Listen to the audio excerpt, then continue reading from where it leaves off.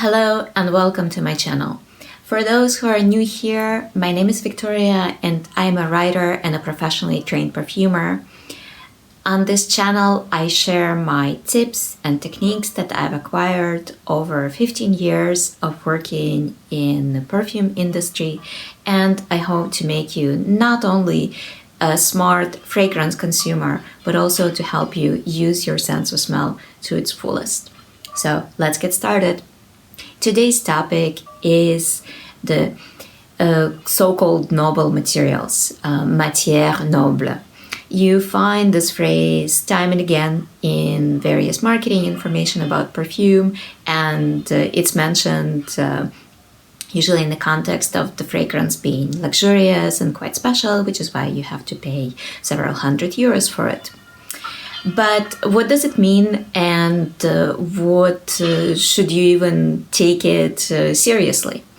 In general, as a rule of thumb, you should take marketing information with a grain of salt. It does not mean that it's all incorrect, but unless you smell the fragrance, unless you find that it suits you, that it represents what you wish it to be, then everything else is meaningless. And in order to know what you're smelling, of course, you just have to smell, and you have to smell materials, you have to smell fragrances, even just smelling ingredients. And when I say smell materials, I mean just smell spices, smell tea, smell coffee, smell whatever you encounter around you. That all will improve your olfactive vocabulary. It will also improve your ability to distinguish scents and to describe them, and just to know whether you're smelling a fragrance that's of good quality or just an average fragrance like the kind of you smelled many times before. Just basically smell.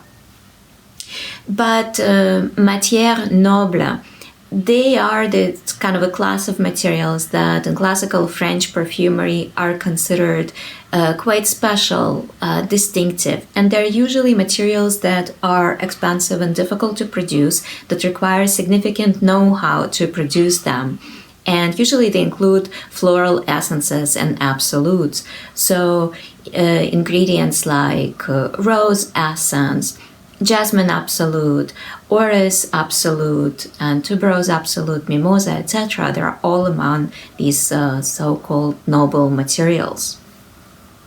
Of course, being the expensive and precious, they are used sometimes in such small amounts in fragrances that it might have not include them. Sometimes they're included just for marketing reasons, and just to say our fragrance contains jasmine from grass. But what matters is how the fragrance smells, and you have to this applies to any industry, not just perfumery.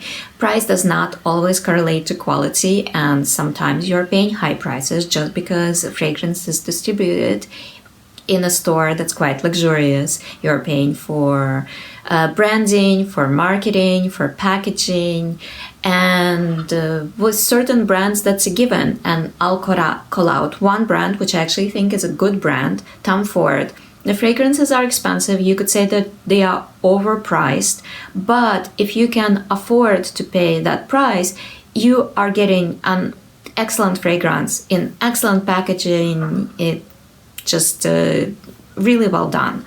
The whole collection is really well done, but it's expensive. Certain brands charge high prices, however, their fragrances are just not up to par. So speaking of these noble materials, let's go a little bit more in detail about these various materials, and specifically the kind of the French perfumery classical materials. It's of course jasmine, and jasmine absolute is a beautiful material. It's quite rich. You have jasmine grandiflorum from Grasse, or from Morocco, Italy. There are different places that grow it, not just France. and there is jasmine sambac, which is usually grown in India and Egypt, and it's a beautiful material with an animalic note that contrasts beautifully with a fruity kind of apricot banana accent. And a fragrance, kind of representative fragrance that I very much enjoy is Serge Lutens à la nuit, and that combines jasmine with other floral notes and woods, but the effect is really this pure jasmine. To me, it's the closest to natural jasmine that I was able to find, and I very much enjoy this material. Then there's, of course, rose. Rose and jasmine paired together, they form an accord in many classical fragrances like Chanel No. 5 or Jean Patou Joy. And rose by itself can feature in many fragrances, in many guises, and just to mix things up a bit, a fragrance that I very much like, it also features rose, natural rose, really beautifully in a high proportion, is Rossi de Palma, and it's from État Libre d'Orange. And again, the context is rose in woody accord. So it's dark, rich, earthy, a fragrance that would suit men and women alike. For iris, I had a video specifically on iris, I'll link to it, but iris, orris also it's called, is one of the most expensive materials, and whether natural or synthetic, it's just such a difficult material to obtain. It takes a lot of time, a lot of processing, and the result though is the material which is rich, multifaceted. I feel like you can almost dilute it with alcohol, add a few notes, and just light it up. There are many fragrances that I like. This is one of the notes that I personally always found inspiring as a perfumer and as someone who enjoys fragrance. And today I wanted to mention Acqua di Parma Iris Nobile, which is really a nice way to handle this note because it's given a floral guise. It's not as earthy, not as green, and not as powdery, so it's transparent and floral with just a hint of a green accent, and just luminous, beautiful, really easy to wear. Then another material that's often labeled as matière noble is mimosa or cassis absolute. And mimosa and cassis absolute, they smell a little bit different, but in fragrances, they usually are used a little, I would say interchangeably, because the main effect, this kind of powdery violet with a green fruity aspect is similar. And my favorite fragrance is Frédéric Malle, Une fleur de cassis. And I really like the way mimosa just really shines. It smells powdery, but also woody, with a really beautiful kind of twist of violet and floral rose. It's a rich fragrance. It can be challenging. Some people say it smells like wet paper, and which is very true to the ingredient. But it's I find it intriguing.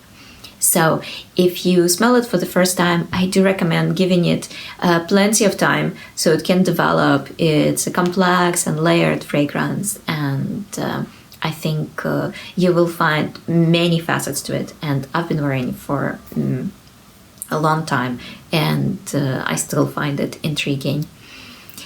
And another material I wanted to mention, just to give you an example, that these matières nobles do not only have to be naturals. It can be synthetic, and some synthetics are quite expensive, difficult to obtain, and also require technology and know-how to obtain them.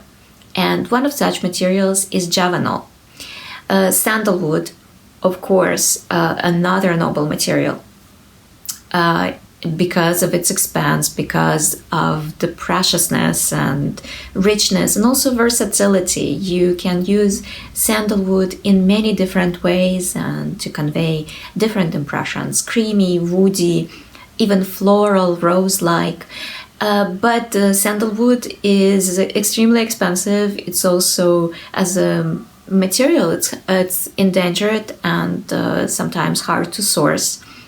So synthetic replacements are a big industry and very important in perfumery. Javanol has been one of such materials. It's was synthesized by Givaudan, and it's patented by Givaudan, one of the supplier fragrance houses, and it has an extremely potent, bold character. So it smells like sandalwood to the power of 10, and it can linger on paper, on skin for a really long time. So you need only a small amount to create this woody sandalwood effect. And the reason I'm mentioning this material particularly is because it's really quite a beautiful material. It's a single molecule, but it smells really rich and faceted, and one of the best fragrances, I think, where you can smell Javanol is Comme des Garçons, Wonderwood. And it's a beautiful accord of woody notes, and what Javanol gives is the luminosity. There is this really radiant, bright aspect that basically makes these woods illuminated. It's kind of really bright and glowing. The effect is really quite stunning.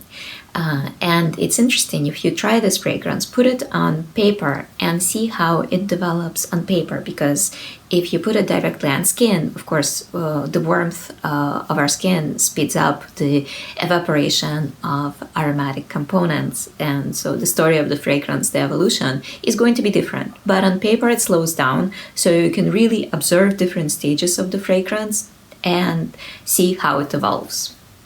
So those are just some examples. Again, this is not a complete list, but it's just some examples of these precious materials that sometimes warrant marketing, the press releases to mention, the very special and luxurious components, matières nobles, and so on. As I said before, the only way to know for sure if the fragrance is special and precious and worth its price tag is to smell it and to determine for yourself, what does it smell like to you. Do not go by price, because there's certain brands that are quite inexpensive, then contain excellent ingredients. And again, to name one brand is Yves Rocher. Their fragrance is, I think, really well made, but the price point is quite reasonable. So, and as always, thank you for watching, and if you have any questions, I'm always happy to answer. Have a nice day.